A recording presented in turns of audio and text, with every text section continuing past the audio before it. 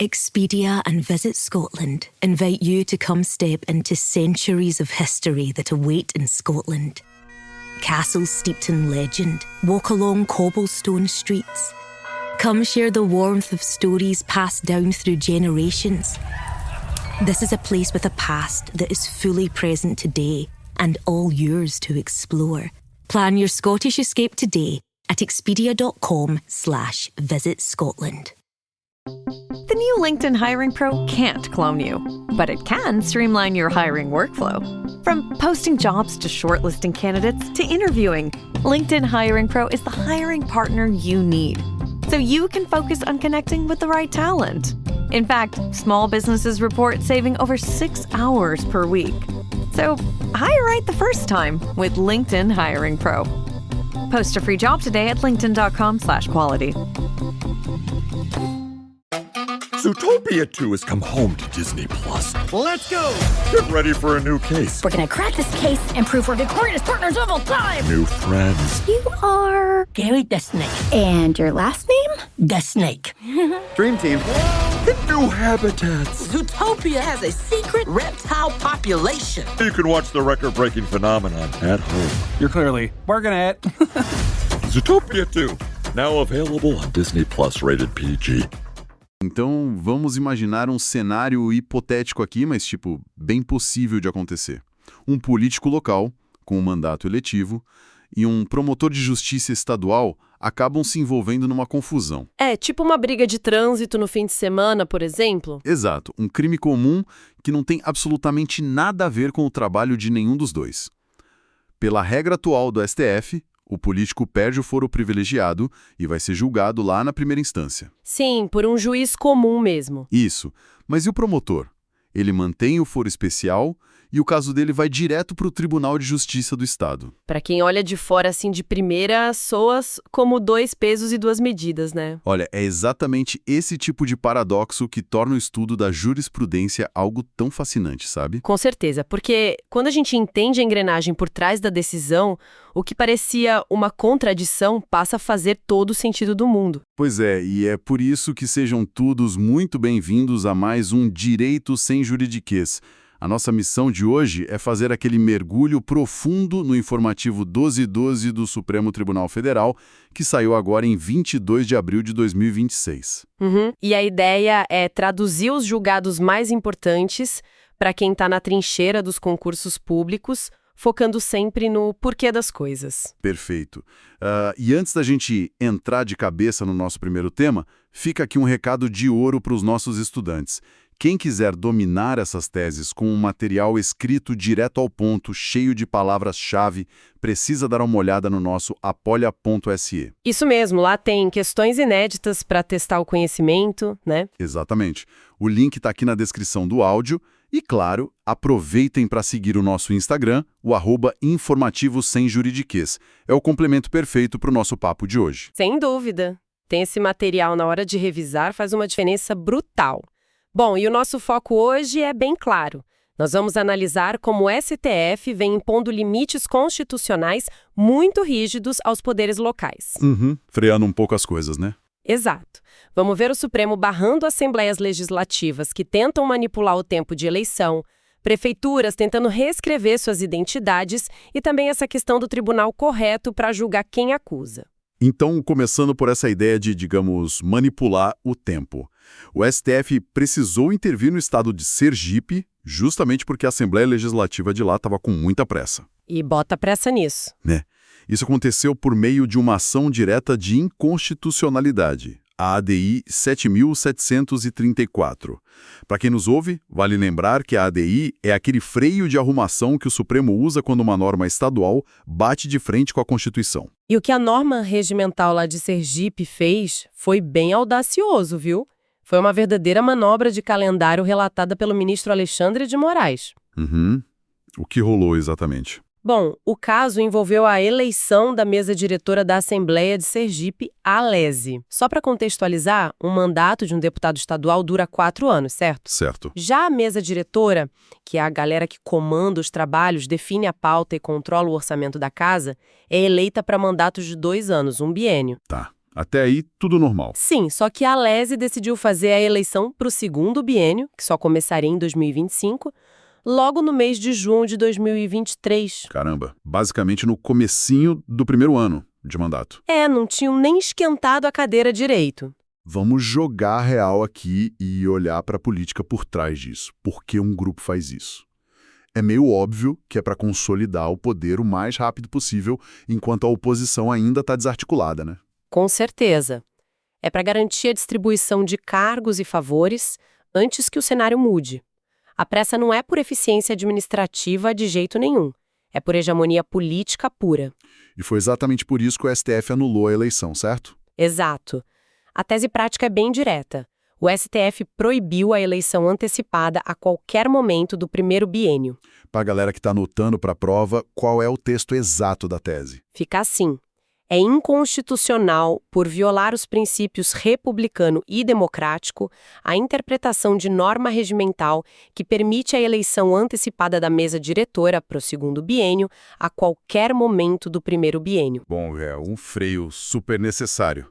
Porque, pensa bem, fazer uma eleição tão cedo é tipo tentar eleger o capitão do time para o segundo tempo de um jogo de futebol antes do juiz apitar o início da partida. Nossa, ótima analogia. Não dá para saber quem está jogando bem, quem entende dinâmica ou quem vai tomar um cartão vermelho no meio do caminho, sabe? Essa analogia do futebol ilustra com perfeição o que o ministro chamou de princípio da contemporaneidade. Princípio da contemporaneidade. Legal. Vamos expandir isso? Imagina que esse capitão se lesione no primeiro tempo ou comece a fazer gol contra. No legislativo, as alianças mudam, novos líderes surgem, tem escândalo que aparece do nada. Pois é, a política é muito dinâmica. Exatamente. Então, quando a Assembleia engessa o comando para daqui a 2 anos, ela simplesmente impede que os deputados avaliem o desempenho dos colegas.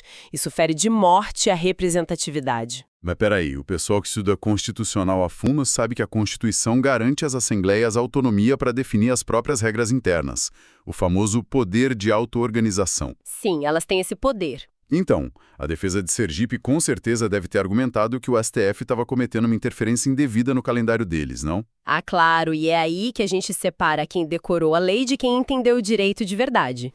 Existe autonomia, sim, mas a autonomia de um ente federativo nunca é absoluta. Ela tem limites, né? Limites intransponíveis nos princípios da República. Como Sergipe não colocou um limite razoável, o STF precisou importar o modelo federal para criar uma simetria. E qual foi a regra que o Supremo fixou? O STF olhou para o Congresso Nacional e cravou a regra de ouro para os cadernos de revisão. A eleição para o segundo biênio só pode ocorrer a partir do mês de outubro do ano anterior ao início do respectivo mandato. Ou seja, usaram o artigo 77 da Constituição como bússola ali. Exato. Se o segundo biênio começa, digamos, em fevereiro de 2025, a eleição não pode rolar em junho de 2023. Fica travada para a partir de outubro de 2024. Isso mesmo.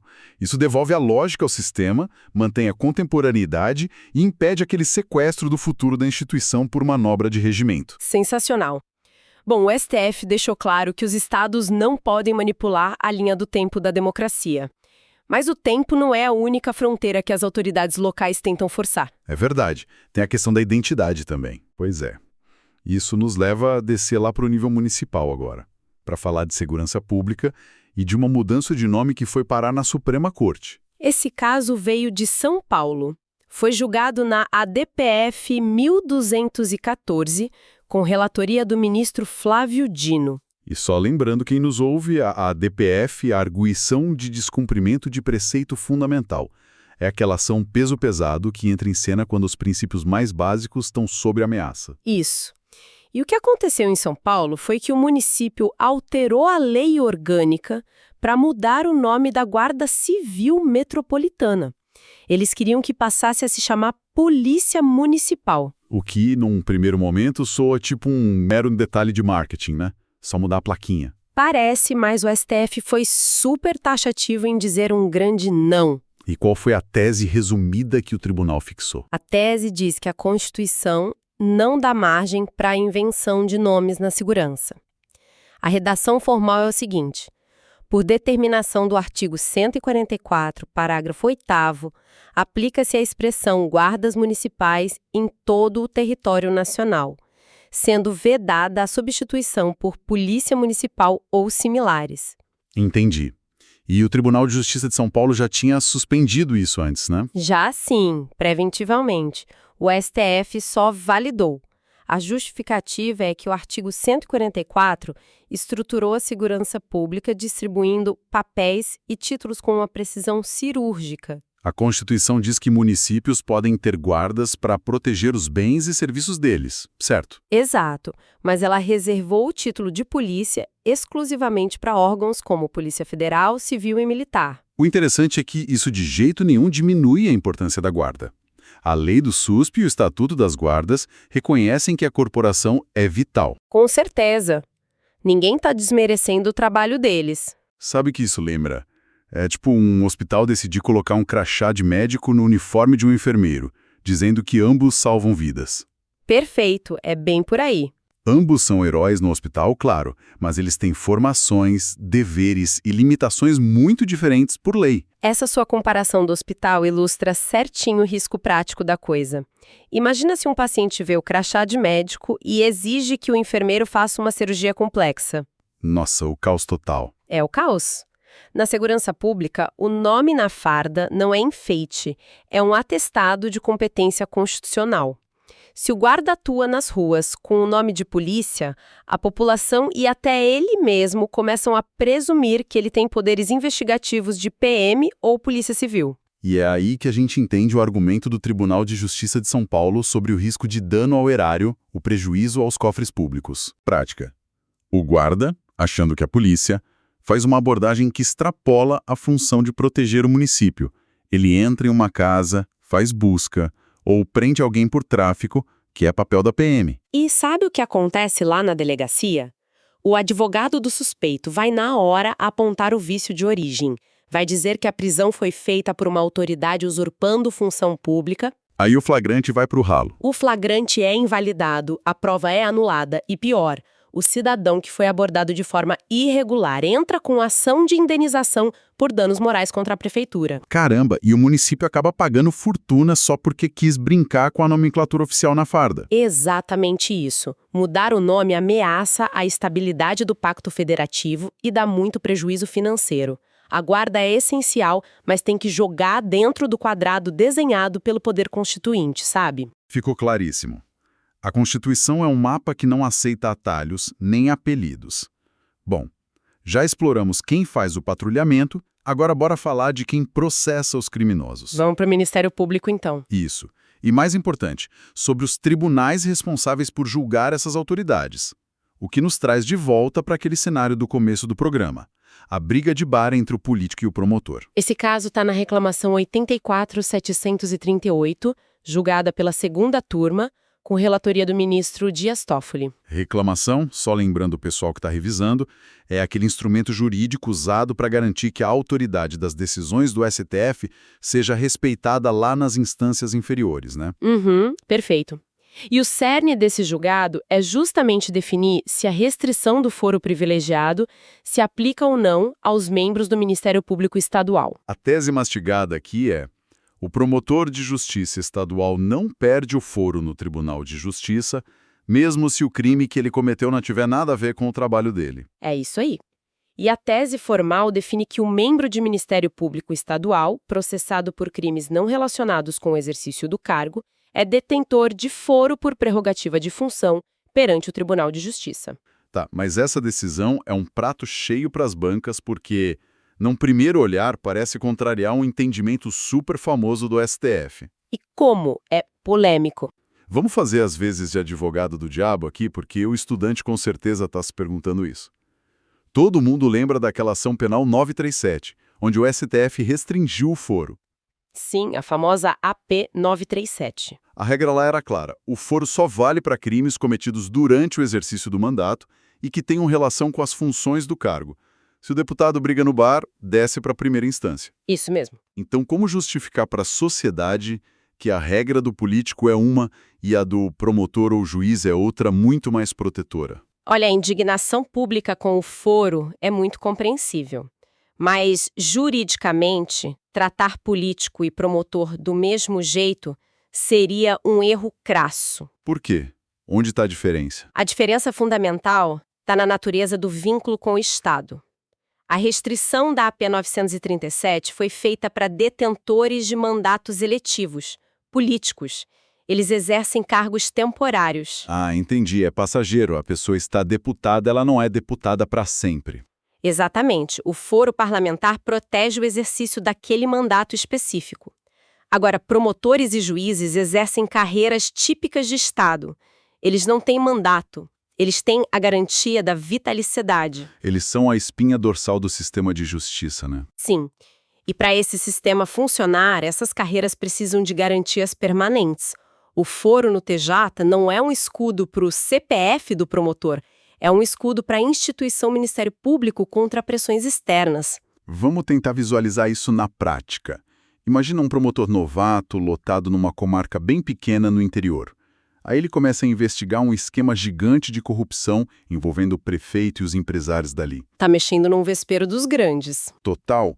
Se esse promotor não tivesse o foro no TJ, ele estaria totalmente à mercê das estruturas de poder daquela cidadezinha. Perfeito. Se ele comete um suposto crime comum, ou pior, se arma uma falsa acusação de crime comum contra ele, quem iria julgar seria o juiz de primeira instância da mesma comarca. Um juiz que muitas vezes frequenta os mesmos círculos sociais que o prefeito ou sofre as mesmas pressões políticas. Pois é, o prefeito poderia usar essa influência para o promotor ser alvo de busca e apreensão, prisão preventiva infundada, só para intimidar e afastar ele da investigação. Mas quando o caso sobe para o Tribunal de Justiça, que é um colegiado com dezenas de desembargadores lá na capital, o processo sai dessa panela de pressão paroquial. Essa é a lógica.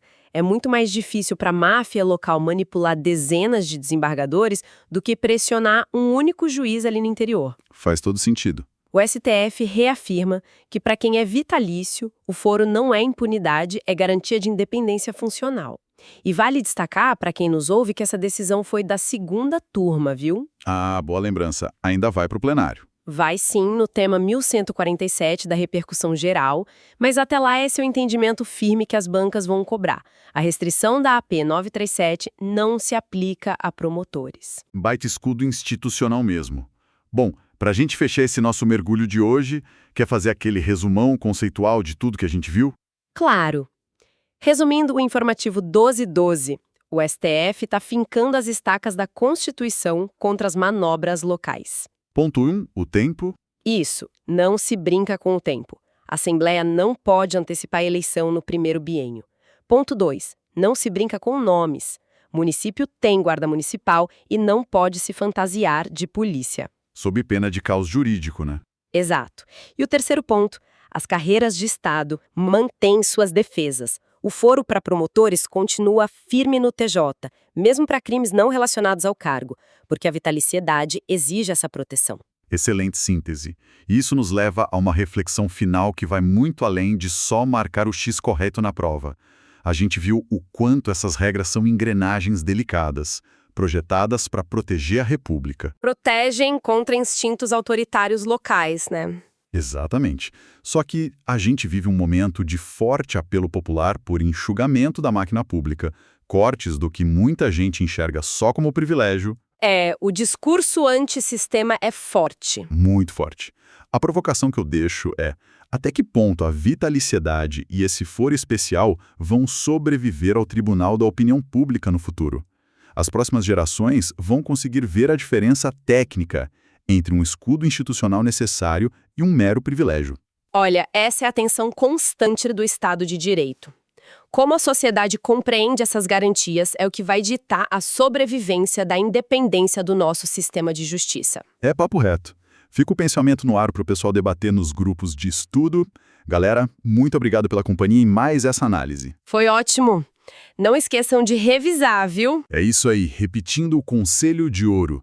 Passem lá no nosso apoia.se para acessar o material escrito com as palavras-chave e resolver as questões inéditas. O link está na descrição. E sigam o nosso Instagram também, @informativos-sem-jurídicos. Isso aí, um grande abraço, bons estudos e até o nosso próximo mergulho.